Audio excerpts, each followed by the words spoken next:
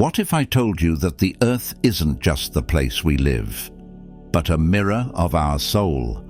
That every tree, every ocean current, every trembling bird call is not separate from us, but a part of us.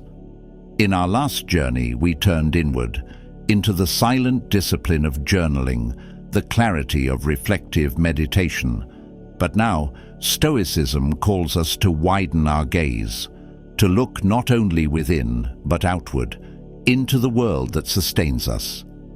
Because true wisdom does not isolate, it connects. Today, we explore a truth buried beneath centuries of distraction, that we are not lone islands drifting through chaos. We are part of a vast, ancient ecosystem, a living commonweal, a shared world, sacred and interwoven. The Stoics knew this. Marcus Aurelius wrote not just of duty to Rome, but to the entire cosmos. Seneca warned of greed, not just for its impact on the soul, but for its cost to the natural order. And Epictetus reminded us that what is beyond our control must still be met with care and integrity. They saw the earth not as a possession, but as a trust, a garden handed down by the gods, entrusted to our virtue. To live in harmony with nature, the Stoic would say, is not just wise, it is moral. And so the question becomes, will we live as caretakers or conquerors? Will we nurture this world, or quietly extract from it until there is nothing left but silence? The Stoic answer is clear.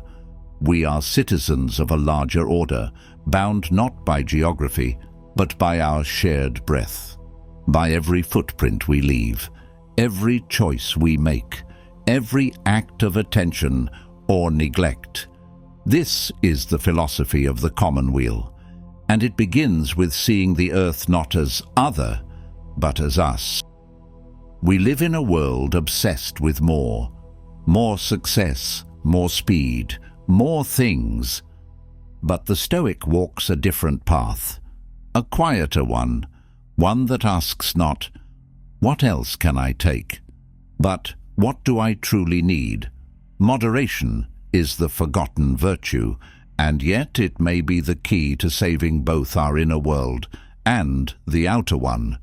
Seneca warned that luxury softens the soul, that excess doesn't satisfy, it enslaves. Because the more we feed the appetite, the hungrier it becomes. But when we choose simplicity, intentionally, something remarkable happens. We remember that joy isn't found in accumulation, it's found in appreciation. Every choice becomes sacred. Do I consume out of need or out of habit? Is this act kind to the earth or indifferent to it? Moderation in the Stoic sense is not self-denial. It is self-respect. It is discipline. It is wisdom in motion. To walk lightly on this earth is not weakness, it is mastery. Imagine the power of a society that chooses enough, that honors restraint over recklessness, balance over indulgence. That, the Stoics believed, is where peace begins, and maybe where healing begins too. Imagine your world as a garden, not just the soil beneath your feet, but everything. The air you breathe, the rivers that run, the creatures that stir beneath the surface, and you are its keeper. In Stoicism, the garden is more than metaphor. It is a mirror of the soul, a living reminder that the universe is not chaos, but a system of purpose, beauty, and design. Like a gardener, the Stoic watches with care, not to control, but to tend, to prune what no longer serves, to nourish what brings balance, to walk among the wild with reverence. Marcus Aurelius once wrote, "What harms the hive harms the bee. So what heals the garden heals the self. Every drop saved, every tree planted, every moment of mindfulness is a seed. And from these seeds grows something greater, a life in rhythm with nature, a character shaped by virtue, a world that breathes with harmony again. You don't need to fix everything, you only need to cultivate your part. So step gently, speak wisely, and tend to the garden, because the earth is not just where you live, it's where your soul is rooted. Wisdom without action is a tree that bears no fruit. Stoicism calls us not just to think differently, but to live differently. And in a world strained by consumption and excess, it begins with choosing less and meaning more. Live simply, not to deprive, but to free. Declutter your space. Declutter your habits. Let go of what you don't need and discover the quiet abundance in what remains. Choose with intention. Buy less. Waste less.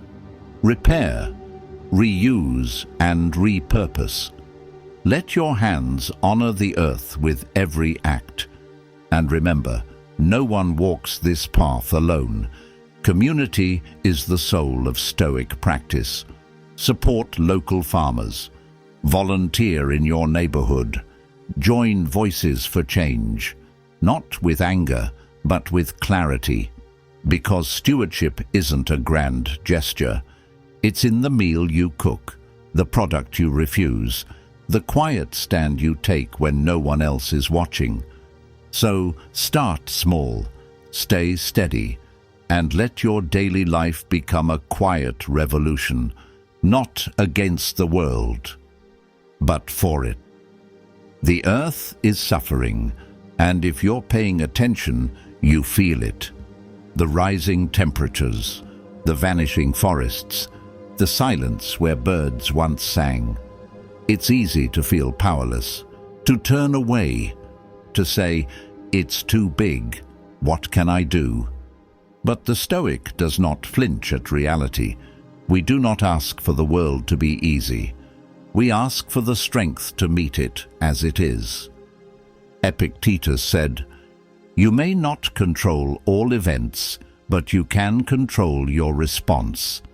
We cannot undo the past, but we can meet the present with courage.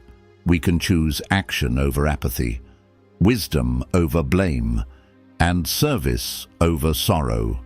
When wildfires rage, let us plant seeds.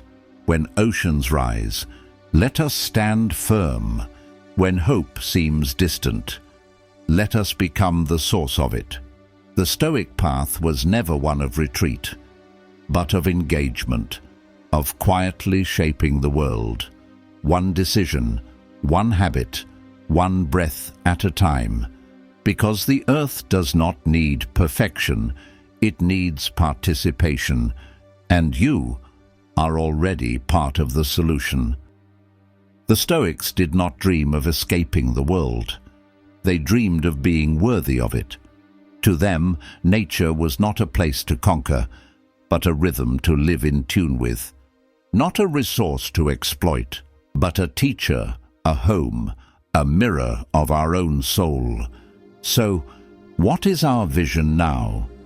A future where harmony replaces haste, where responsibility outweighs convenience, where our daily choices reflect the virtue we carry within. Imagine that future, where a child breathes clean air because you refuse to waste, where forests still whisper because we listened, where humanity walks gently because we remembered who we are. This isn't just philosophy. It's a call, a quiet revolution that begins within and grows outward, a new kind of strength. Not loud, not violent, but rooted, present, unshakable. This is the Stoic path. not just for your own peace, but for the healing of the world. And now, you know the way.